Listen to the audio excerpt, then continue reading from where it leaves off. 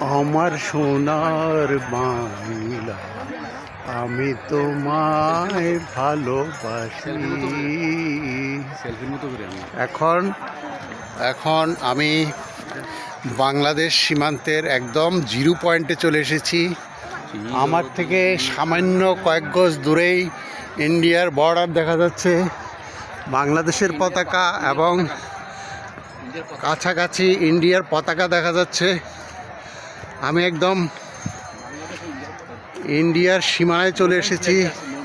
এই যে ইন্ডিয়ার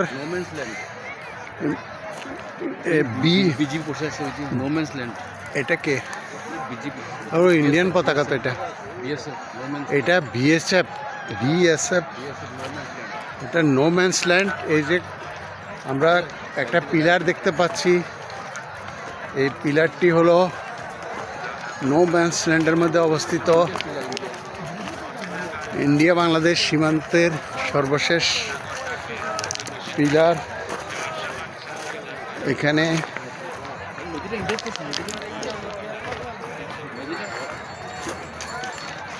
বর্ডারের পাশেই ডাউকি শহর দেখা যাচ্ছে। নদীটির নাম কি? এই নদীটির নাম পিয়াইং নদী। পাকিস্তান অ্যান্ড ইন্ডিয়ান, তখন এটার নাম রাখা হয়েছিল পিয়াইং নদী।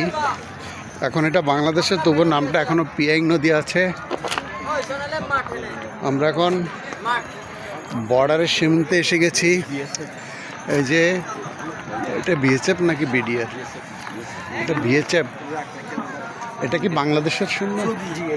না, এই যে এই সৈন্য ইন্ডিয়ার সৈন্য। এখন ওরা যে, ও আচ্ছা আচ্ছা, এই রশির ভিতরে হলো ইন্ডিয়া। ওই মানুষগুলো বাংলাদেশের না, ওইটা ইন্ডিয়া। ওই মানুষগুলো ইন্ডিয়ার বাসিন্দা। ওরা ইন্ডিয়ান বাসিন্দা। আমরা দেখতে পাচ্ছি ওরা নৌকা নিয়ে ঘুরতে এসেছে। আর এই পাশে আমরা জাফলংয়ের ভিতর বাংলাদেশের মানুষেরা আছি।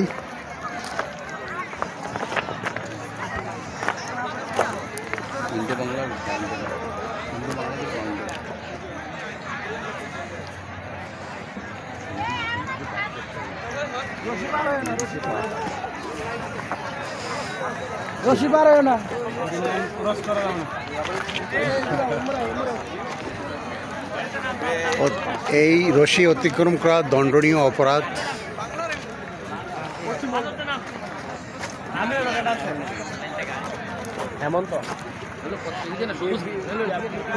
ও আচ্ছা,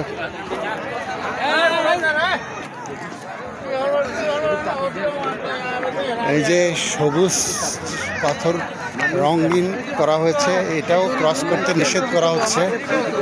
দুই পাশের সবুজ পাথরগুলা নো ম্যানস ল্যান্ড, মাঝখানের রশিটা হলো দুই দেশের সীমানা। আমরা ওই পাশে ইন্ডিয়ান ভ্রমণকারীদেরকে দেখতে পাচ্ছি। এই ছেলেগুলা ইন্ডিয়ার ছেলে, ওরা ডাউকি শহর হয়ে এখানে ঘুরতে এসেছে। এখন এখানে ইন্ডিয়ার বিএসএফের সৈন্য একজন দাঁড়িয়ে আছে একদম আমার থেকে 10-15 ফুট দূরে। একদম আমি কাছে চলে এসেছি। আমি এই ইন্ডিয়ার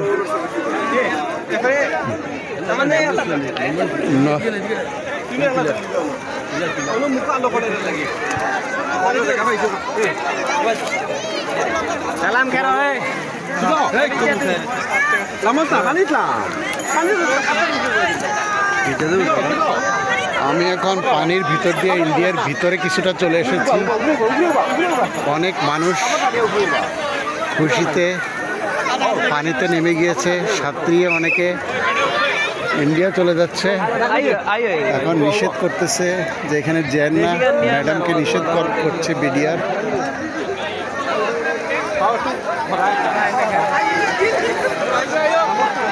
উপরে গাড়ি চলতে দেখা যাচ্ছে। এখানে বাংলাদেশের নৌকাও দেখা যাচ্ছে, নদীর অর্ধেকটা বাংলাদেশও ব্যবহার করে দেখা যাচ্ছে, আর বাকি অর্ধেক ইন্ডিয়া করে। এখন ইন্ডিয়ার অনেক মহিলারাও এসে যাচ্ছে দেখতে পাচ্ছি। নৌকার ভিতরে বাংলাদেশের পতাকাও দেখা যাচ্ছে।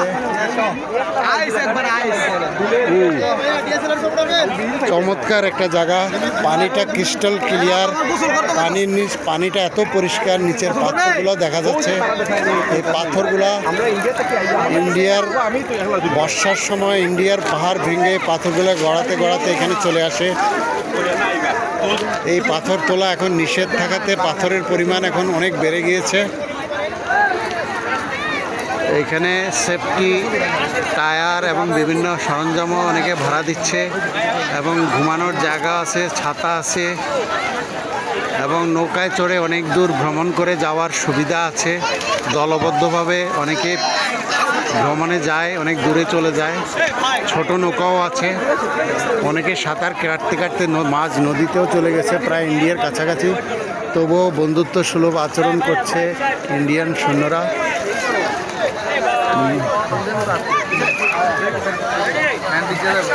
আমি এখন ইন্ডিয়ার ভিতরে অবস্থান করতেছি। সবাইকে ধন্যবাদ।